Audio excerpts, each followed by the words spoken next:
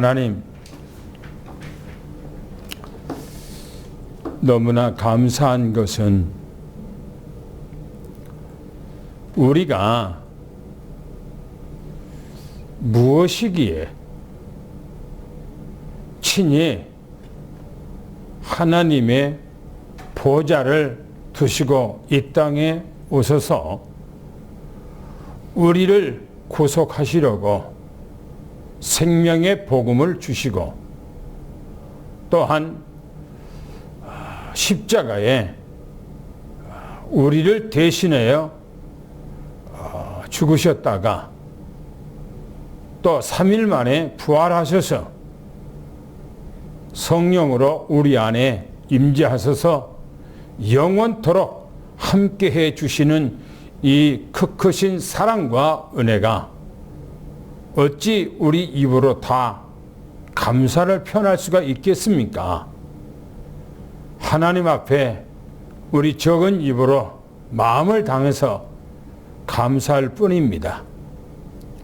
오늘 이 말씀이 무슨 말씀인지, 왜 하나님께서 우리에게 이 말씀을 주셨는지, 우리가 이 말씀을 통해서 신앙이 완벽하게 부활되고 주님과 영원토록 하나가 되는 임마누엘 위드 완네스의 축복을 누리는 역사가 임하도록 도와주시옵소서.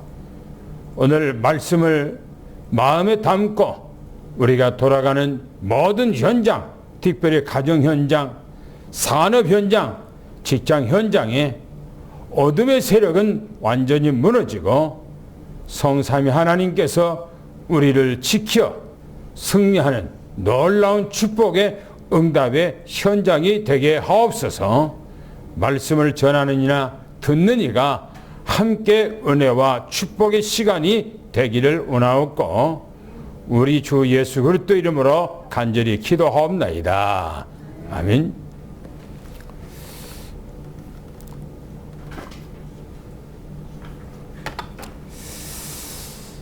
사람은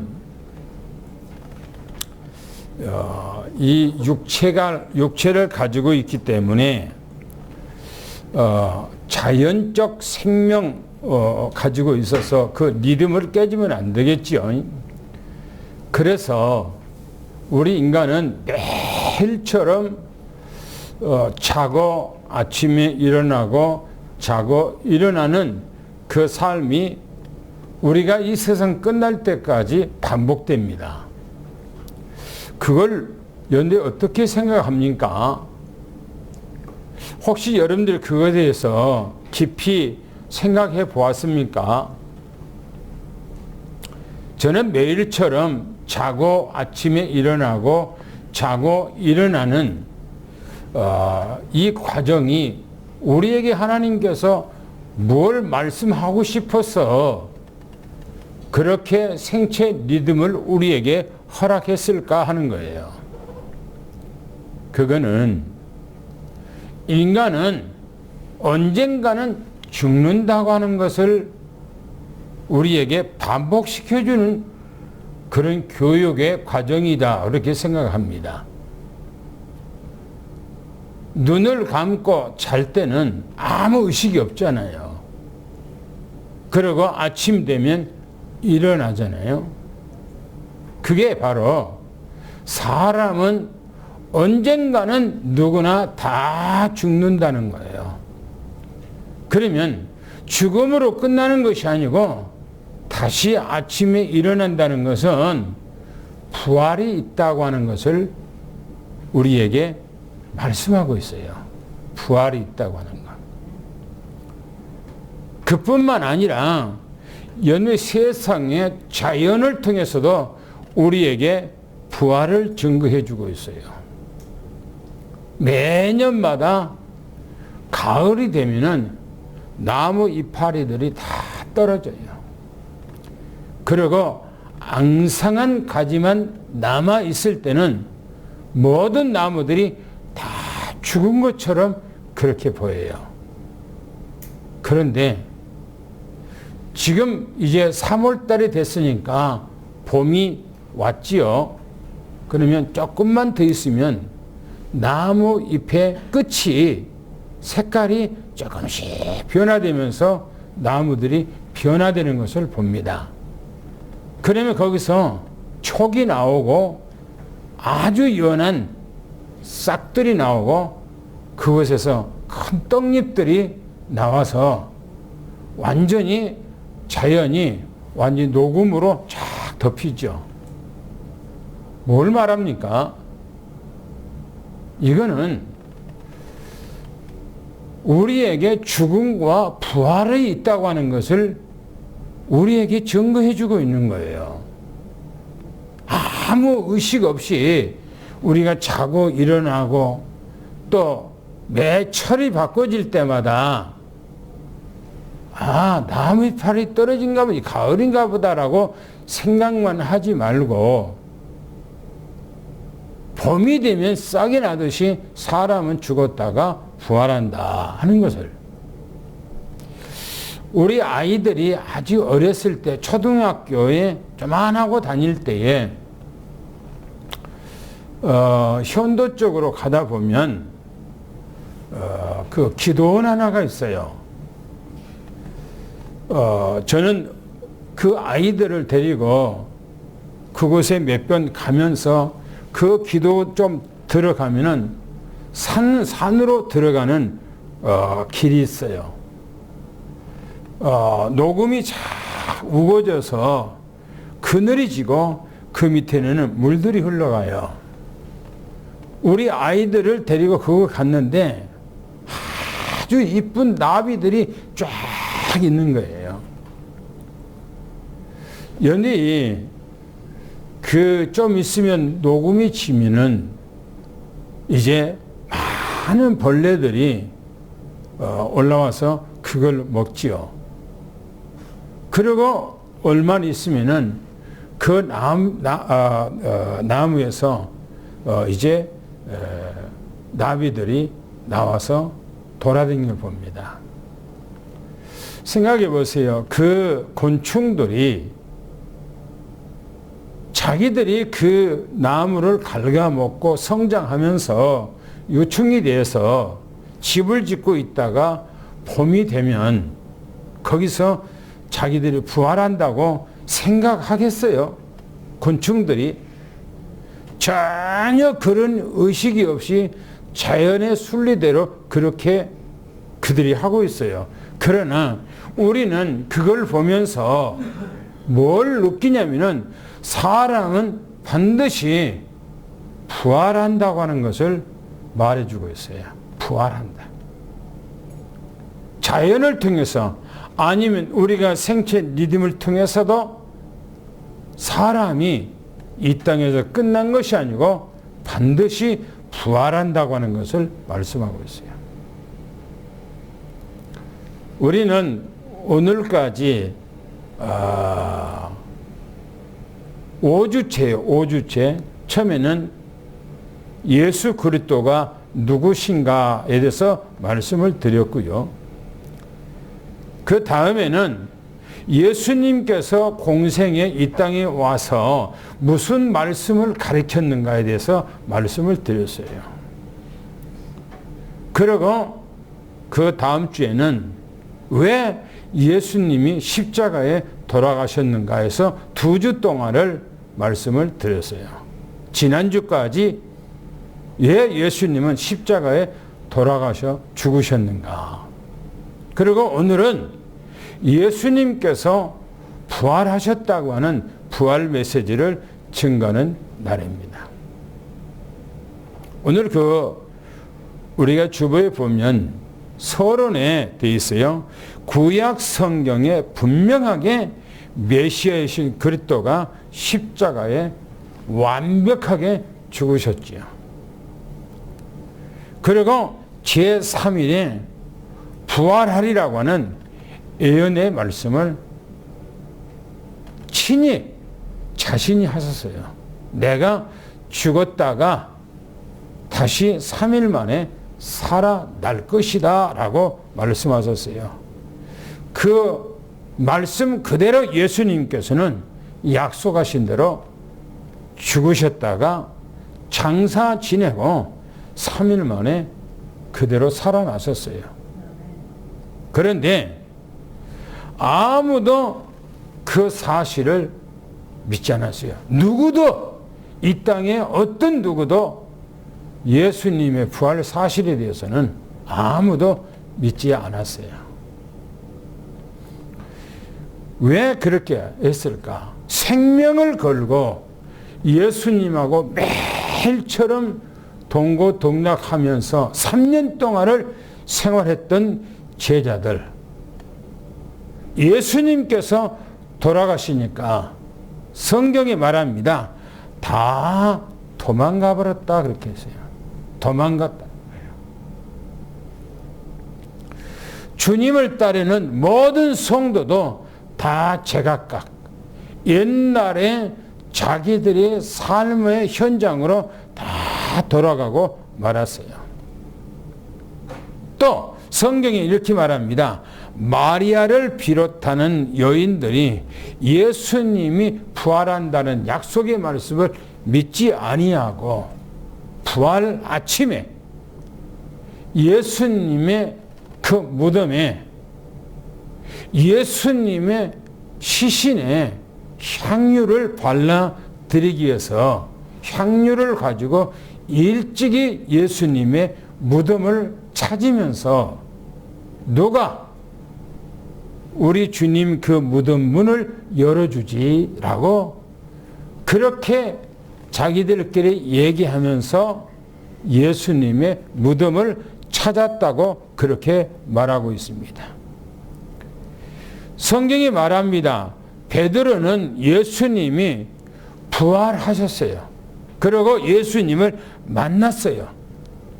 예수님이 부활했다는 것을 체험됐어요. 그런데 성경에 베드로는 다른 제자들과 함께 물고기 잡으러 옛날에 자기들이 잡았던 그 갈릴리 호수에 배를 타고 물고기 잡으러 갔다. 그렇게 말하고 있습니다. 왜 이들이 예수님을 믿지 않았을까요? 3년 동안 예수님께서 가르치면서 누누이 성경에는 마태복음에서 3번, 마가복음에서 3번, 누가복음에서 3번, 요한복음에서 3번. 그 외에 성경에 기록하지는 않았지만은 예수님이 공생의 생활 하시면서 입버릇처럼 내가 죽었다가 다시 살아날 것이라고 말씀을 하셨던 거예요. 그런데 왜 믿지 못했을까요? 왜 안 믿었을까요?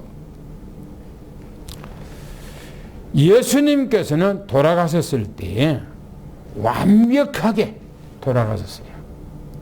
설 돌아가신 것이 아니고 십자가 높이 매달려서 유대인의 왕이라고 가시관을 쓴 그 십자가 위에 양손과 발에 어마어마한 큰 대못, 지금 건축할 때 쓰는 그런 대못이 없어요. 옛날에 지금부터 6, 70년, 근 100년 전에는 그 못이 사각형으로 만들어서 대장간에서 만들어진 그 대못이에요. 그리고 그 대못이 10cm가 아니고 30cm, 40cm가 넘는 그런 대못이에요. 그 대못을 예수님의 양손과 발에 못을 박았던 것입니다. 그리고 로마인은 예수님의 옆구리 밑에서 긴 창으로 예수님 옆구리를 찔렸어요. 예수님이 그 옆구리를 찔렸을 때에 예수님이 심장을 뚫고 들어가서 예수님의 심장 안에 있는 물과 피를 다 쏟아버렸다 그랬어요. 완벽하게 돌아가신 거예요. 그리고 예수님은 장사 지냈어요. 제자들은 예수님의 부활 사건에 전혀 믿지 않는 것은 인류 역사상 어느 누구도 죽었다가 살아난 예가 없기 때문에 우리가 믿는 주님도 이제는 돌아가셨다. 끝장났다. 자기들이 따랐던 주님이 돌아가심으로 우리가 주님을 따랐던 이 모든 것도 이제는 끝장이 났다 생각하고 안 믿었던 거예요. 부활이라고 하는 것은 과학적으로 희귀한 거예요. 안 믿는 거예요. 그리고 의학적으로도 도저히 이해가 안 되는 거예요. 사람의 의학이라고 하는 것은, 사람의 이 생리라고 하는 것은 사람이 딱 죽어서 10분 지나버리면, 숨이 멎어 10분 지나버리면 내 세포가 다 파괴되어 버려요. 소생이 안 돼요. 근데 예수님께서는 이미 죽어서 장사 지내서 무덤에서 3일 동안 계셨어요. 어떻게 살겠어요? 불가능하다고 믿기 때문에 안 믿는 거예요. 그런데 보세요.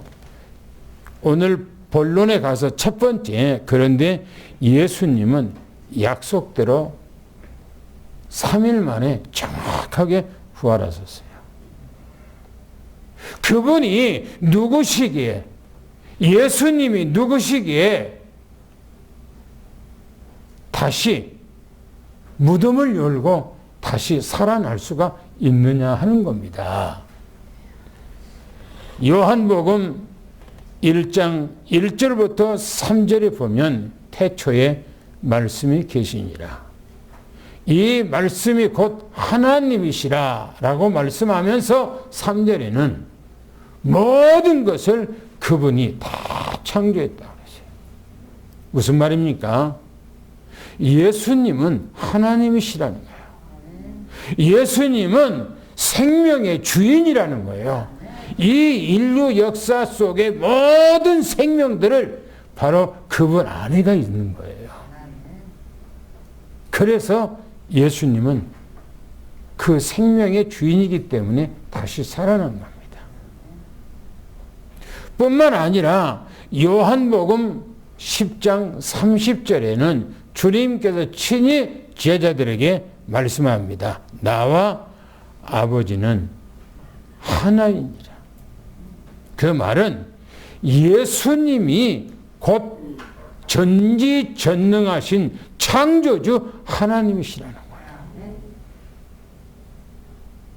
성경에 예수님이 하나님이시라는 말이 많이 나와요. 그러나 중요한 몇 구절만 빼서 말씀을 드린 겁니다.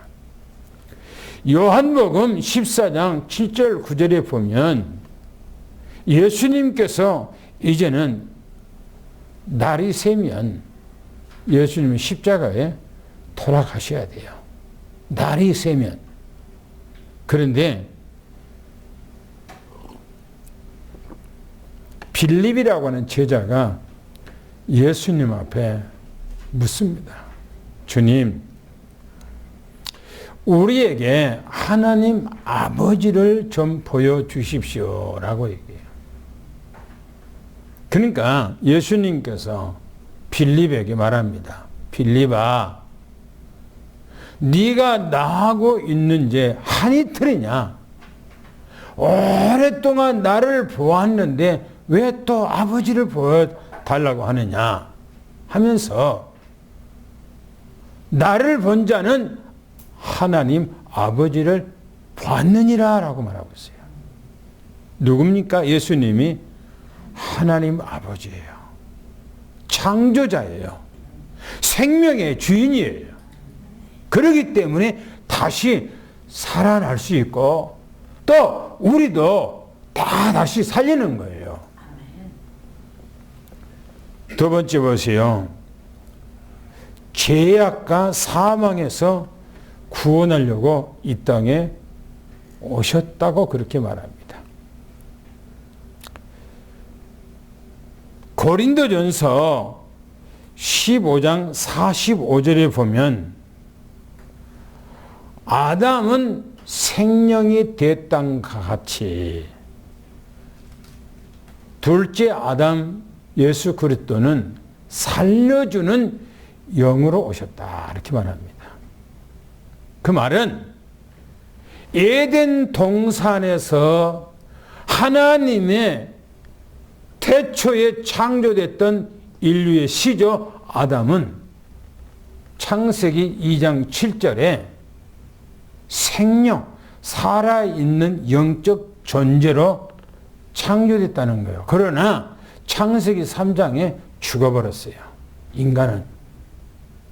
그래서 둘째 아담 예수 그리스도는 살려주는 영, 생명의 영으로 이 땅에 오셨다. 이렇게 말합니다. 또 얘기합니다.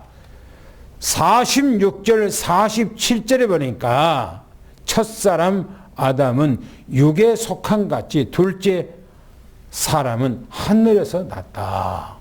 그 말은 아담은 이 땅에서 흙으로 만들어진 존재예요. 그런데 이 땅에서 흙으로 만들어진 존재 우리 인간이 온전한 사람이 있습니까? 아니에요. 인간은 흙이에요. 흙이라니까요. 그래서 젊었을 때는 자기가 항시 건강한 줄 알고 생각해요. 그러나 나이가 조금 들면요, 이 육신이 여기도 무너지고 저기도 무너지고 무너진 것들이 한둘이가 아니에요. 왜요? 인간은 흙으로 만들어진 존재이기 때문에 온전하지 않아. 온전한 것이 없어요.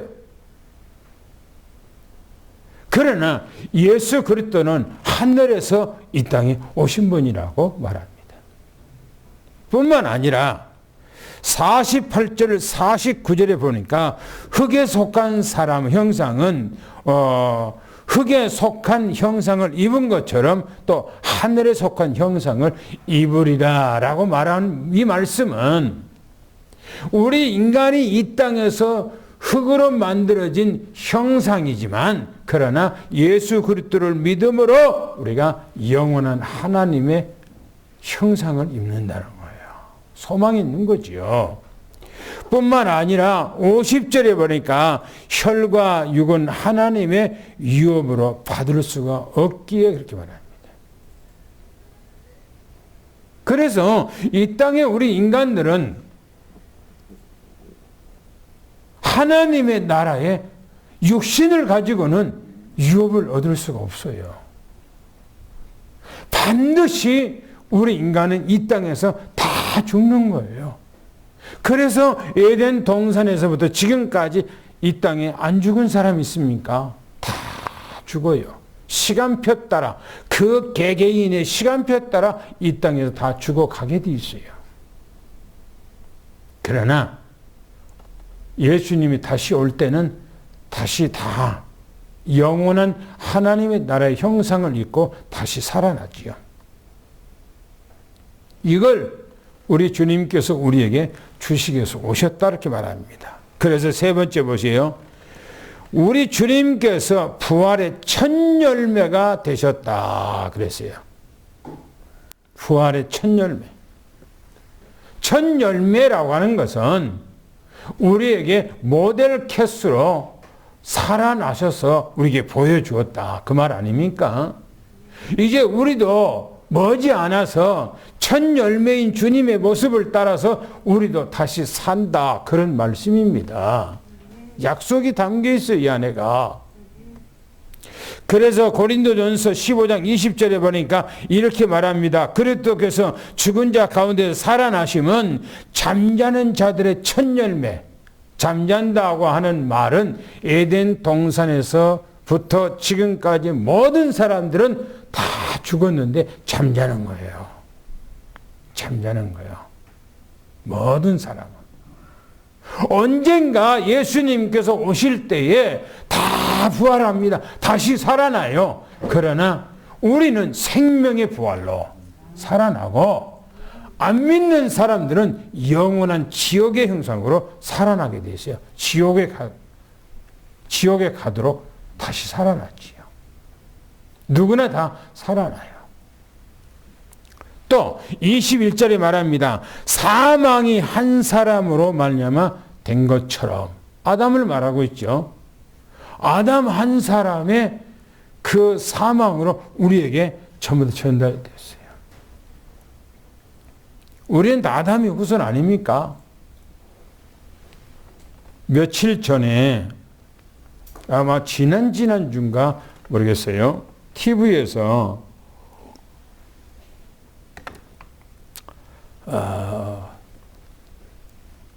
어떤 그 과학자들이, 식물 과학자들이 강낭콩을 플라스틱 화분에다가 심었어요. 그리고 강낭콩이 자라서 열매가 맺었어.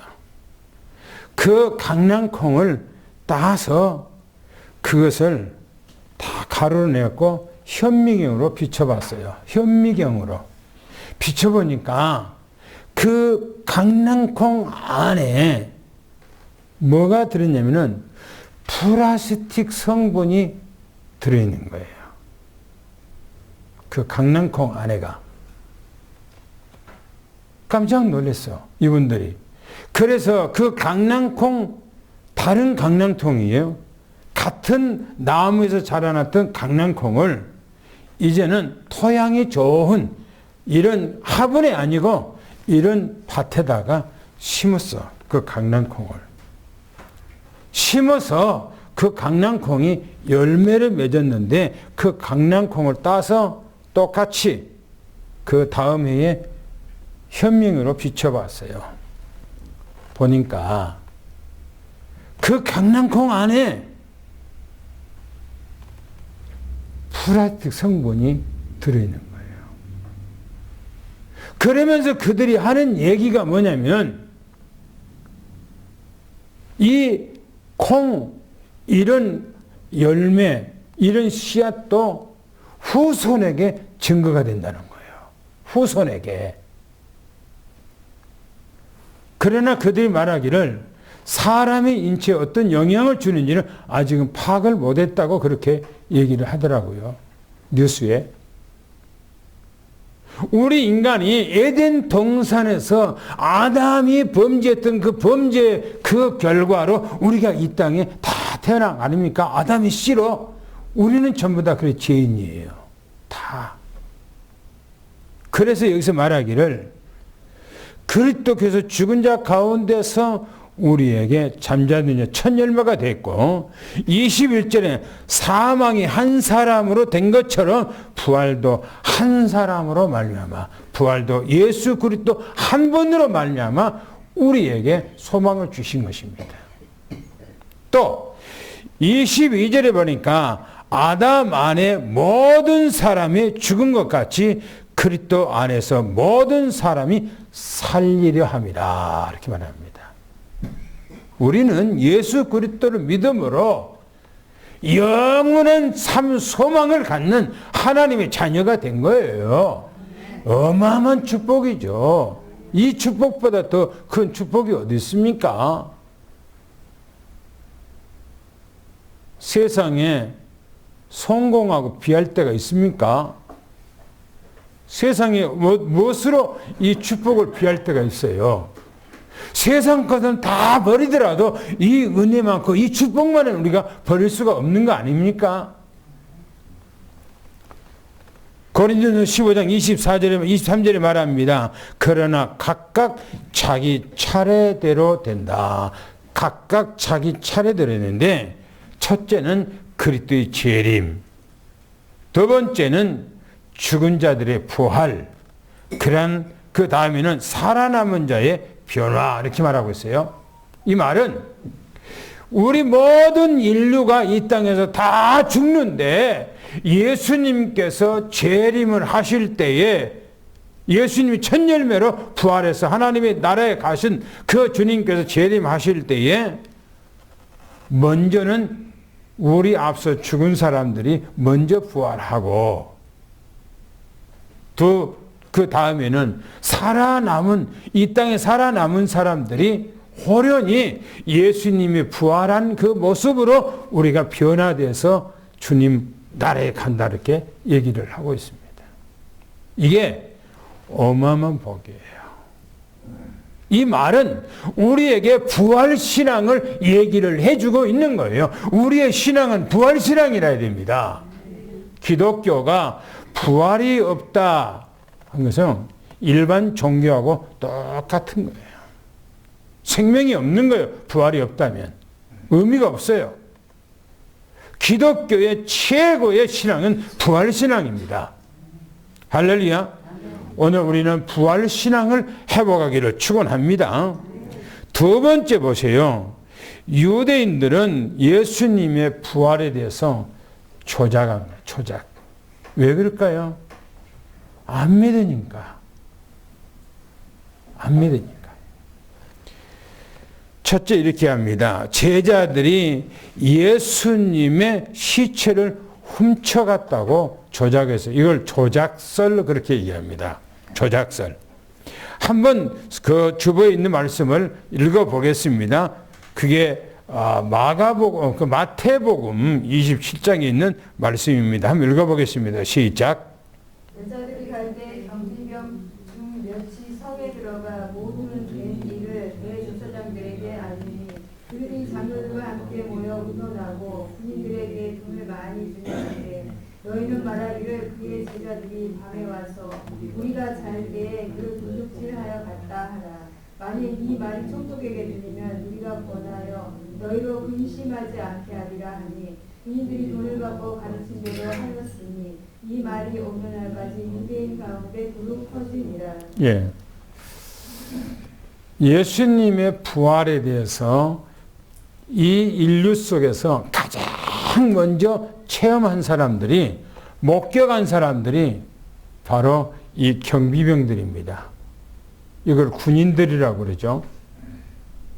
제자들은 전부 다 예수님이 십자가에 못 박아 돌아가시니까 도망갔어요. 그런데 이 장로 제사장들은 예수님께서 공생의 생활에 하신 말씀을 기억한 거예요. 저가 살았을 때에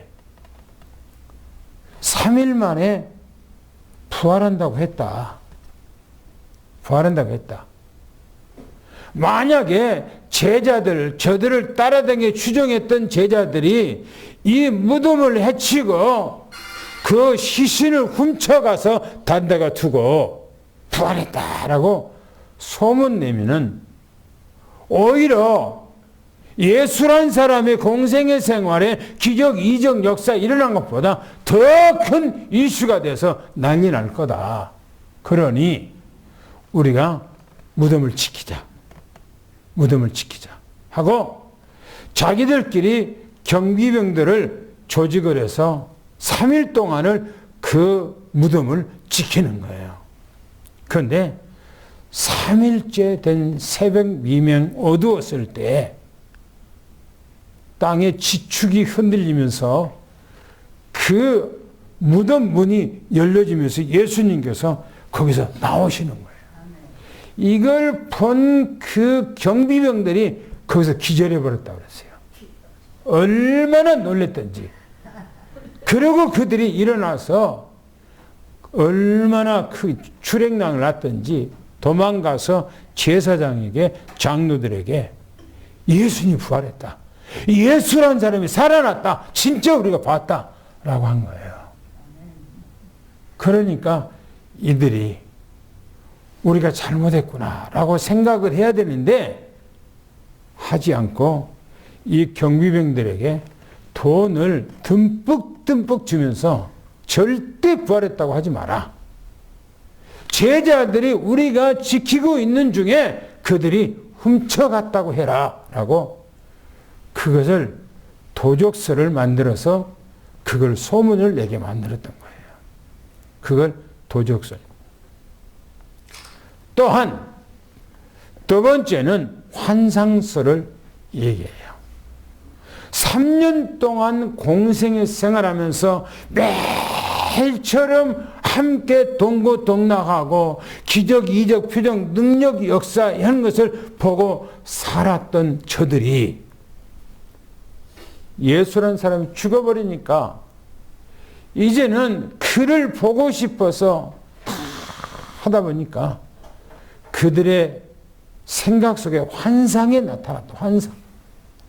진짜 살아난 것이 아니고 환상에 그들에게 보여서 바로 저들이 부활했다고 저렇게 법석하고 난리다라고 환상설을 얘기한 거예요. 또 한 가지는 기절설이에요. 제자들이 예수님의 부활을 체험하고 목격하고 예수님을 진짜 만나 뵙고 부활했다는 걸 알고 소문내고 하니까 이 유대인들이 하는 얘기입니다. 우리가 완벽하게 죽이지 못했구나. 기절했구나. 기절해서 다시 살아났구나. 라고 그렇게 기절설을 얘기하는 거예요. 다시 말하면 유대인들은 이 예수님에 대해서 너무너무나 억한 감정을 갖고 있고 마음을 딱 닫았어요. 그들은 그럴까요?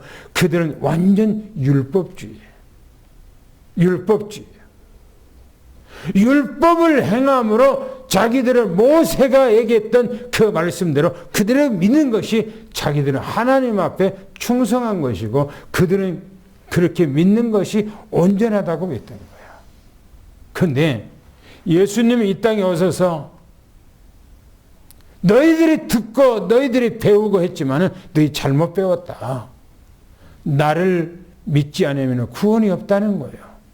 요한복음 6장에 성경에서 구원 얻는 것처럼 성경을 상고하지만 성경은 나를 증거한 것이다 라고 말씀하면서 예수님께서 나를 믿어야 구원을 받는다고 말하니 유대인의 율법적인 사고는 이해가 안 되는 거예요. 그래서 끝까지 반항하고 믿지 않는 겁니다. 세 번째 보세요. 예수 그리스도 죽은 자 가운데서 부활하신 네 가지 증거가 있죠. 네 가지 증거. 첫 번째는 예언 증거입니다. 예언이 그대로 성취됐어요. 시편 16편 8절부터 11절까지 보면 바로 예수님의 부활을 누가요? 다윗이 예언했어요. 다윗이. 그 말씀이 성취됐다고 사도행전 2장 25절 31절에 말하고 있어요. 한번 읽어볼까요? 사도행전 2장 25절 31절을 찾아서 한번 읽어보시기 바랍니다.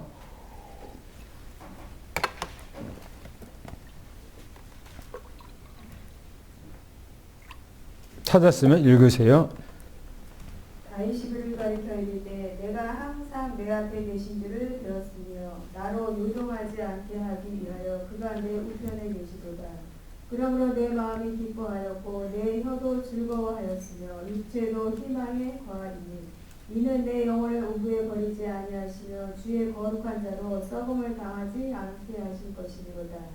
주께서 생명의 길을 내게 보이셨으니 주 앞에서 내게 기쁨이 충만하게 하시리로다 하였으므로 형제들아 내가 조상 다윗에 대하여 담대히 말할 수 있노니 다윗이 죽어 장사되어 그 묘가 오늘까지 우리 중에 있도다. 그는 선지자라 하나님이 이미 맹세하사 그 자손 중에서 한 사람을 그 위에 앉게 하리라 하심을 알고 미리 본고로 그리스도의 부활을 말하되 그가 음부에 버림이 되지 않고 그의 육신이 썩음을 당하지 아니하리라 하더니 이 말씀이 구약성경 시편에 다윗이 생전에 있을 때에 고백한 내용이고 그걸 예언한 겁니다. 그런데 그 말씀이 다윗 자신을 통해서 자신에게 그렇게 이루어진 것이 아니고 먼 훗날 메시아가 이 땅에 오면 그렇게 할 것을 예언했다고 지금 사도 베드로가 그렇게 얘기하고 있습니다. 또 누가복음 18장 31절 33절을 보니까 예수님께서는 이 땅에 공생의 생활하실 때에 내가 장로들과 제사장들과 서기관들에게 버림을 당하고 내가 죽었다가 3일 만에 살아나리라고 예수님께서 누누이 말씀하신 대로 예수님이 살아나신 겁니다. 애연 성취했다 그 말인 것입니다. 그래서 이 두 번째 보면 빈 무덤이 증거를 하고 있어요. 빈 무덤이. 마가복음 15장 46절을 보니까 예수님의 시신을 가져다가 빈 무덤에 장사했다고 그랬어요. 누가 그랬습니까? 마태복음 27장 57절 62절을 보니까 아리마대 요셉이라고 하는 사람입니다. 이 사람은 유대 사회에서 아주 높은 직급을 가지고 있는 사람이고 이 사람은 아주 돈이 많이 있는 사람이에요. 우리나라도 돈이 아주 많은 사람들은 자기들이 명당을 찾아서 자기들이 죽을 것을 가묘를 해요. 가묘. 누가 거기다가 무덤을 쓸까 봐 가묘를 하지요. 바로 예수님 당시에 아리마대 요셉도 돈이 많아서 돌무덤을 만들었어요. 돌무덤. 돌무덤이라는 것은 돌을 파서 거기다가 자기가 죽으면 자기 시신을 안장하려고 돌무덤을 만들어 놨어요. 아주 비싼 무덤이에요. 예수님이 십자가에 못 박아 돌아가셨을 때에 바로 아리마대 요셉이 예수님의 시신을 십자가에 내려다가 예수님의 시신을 다 닦고 자기가 파는 그 무덤에다가 예수님을 묻었다고 그렇게 성경에 기록하고 있습니다. 그런데 성경에 마태복음 28장 1절 6절 보니까 예수님께서는 장사했던 그 무덤 문을 열고 예수님께서 부활하셔서 빈 무덤이에요. 빈 무덤. 여러분 생각해 보세요. 인류는 지금도 많은 이단들이 있습니다. 지가 하나님이라고 그래요. 지가 그리스도라고 그래요. 지가 성령이라고 그래요. 내가 오후에 메시지를 여러분들에게 들었을 때에 28가지 예수님 이 땅의 구약 성경이 말씀이 이루어진 것에 대해서 여러분들이 말씀을 드렸는데 거기서 한 가지라도 이단의 교주가 성경에 한마디라도 이루어진 거 있는가? 없어요. 한 가지도 없어요.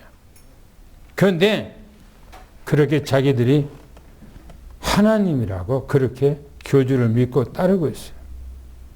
그거는 잘못된 거죠. 그리고 모든 이 땅에 어떤 교권의 어떤 창시자, 교단의 창시자, 이 사람들이 무덤이 다 있어요. 무덤. 그거는 자기들이 메시아가 아니라는 것을 증거하고 있지 않습니까? 그런데 예수님은 장사 지냈다가 예수님께서는 다시 살아나서 빈 무덤이에요. 빈 무덤. 또한 마태복음 28장 1절부터 6절까지 마리아와 마르다가 예수님을 목격했다. 예수님 무덤에 들어가서 보니까 예수님의 무덤에 예수님이 안 계시는 거예요. 예수님을 쌌던 수건들이 딱 개서 있는 거예요. 그리고 천사들이 그 마리아 이 사람들을 맞이했던 겁니다. 예수님 부활했어요. 또 성경이 말합니다. 마태복음 28장 1절부터 6절까지 보니까 성경에 보니까 예수님을 장사했던 그 무덤이 빈 무덤이 됐다고 그렇게 말합니다.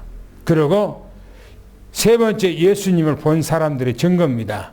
마태복음 27장 아까 읽었던 말씀이죠. 62절부터 66절 보니까 경비병들, 군인들 그 사람들이 제일 먼저 예수님의 부활을 목격했습니다. 또 두 번째 보니까 마태복음 28장 1절부터 6절 가보니까 마리아 마르다 이들이 예수님을 또 두 번째 목격을 했어요. 그리고 오늘 본문 말씀입니다. 고린도는 15장 4절 8절에 보면 사도 바울이 기록한 내용을 보면 케바에게 먼저 만나게 하고 12제자가 그 다음에 예수님을 만나고 그 다음에 500명의 형제에게 동시에 주님께서 만나주시고 또 야고보에게 주님께서 만나주시고 모든 사도와 또 사도 바울 마지막에는 만삭되지 못한 내가 예수님을 만났다고 그렇게 사도 바울은 말하고 있습니다.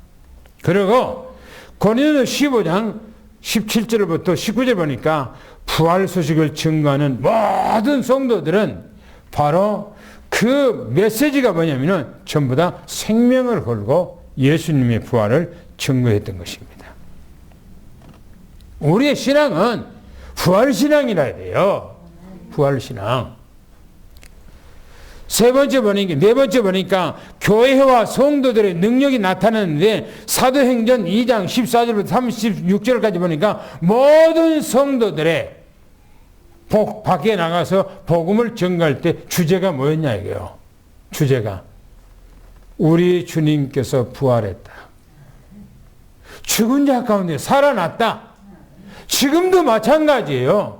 우리가 나아가서 복음을 전가할 때 살아나신 예수님, 지금도 우리와 함께 하시는 예수님을 증거하는 이 믿음이 여러분들이 되기를 축원합니다. 그래서 만약 부활이 없다면은 사도 바울이 말합니다. 부활이 없는데 부활했다고 말하면 내가 사기꾼이라고 말합니다. 내가 부활하지 않았는데 예수님이 살아났다고 얘기한 것은 잘못됐다고 얘기합니다. 잘못입니까? 예수님은 지금도 살아 계셔서 우리와 함께한 것을 믿고 축원합니다. 성경에 말합니다. 사도행전 2장 37절 42절 보니까 베드로 설교를 듣고 예루살렘에 발칵 뒤집어졌어요. 예루살렘이 완전히 예루살렘에 어마어마한 그 도시가 예수님의 부활 소식을 듣고 발칵 뒤집어졌던 것입니다. 이 역사가 전 세계로 복음이 전가되는 어마어마한 파장이 일어났던 거예요. 우리 주님은 반드시 부활하셨고 또 우리와 함께한 것을 믿고 축원합니다. 결론으로 말합니다. 부활의 결과가 어떤 증거가 일어났는가? 사도행전 2장 27절에 다윗은 예수 그리스도의 부활을 증거했다고 앞서 제가 말씀을 드렸어요. 로마서 사도 바울은 1장 4절에 말하니까 성결의 영으로 죽은 자 가운데서 부활하사 능력으로 하나님의 아들 되었다라고 그렇게 선포를 하고 있습니다.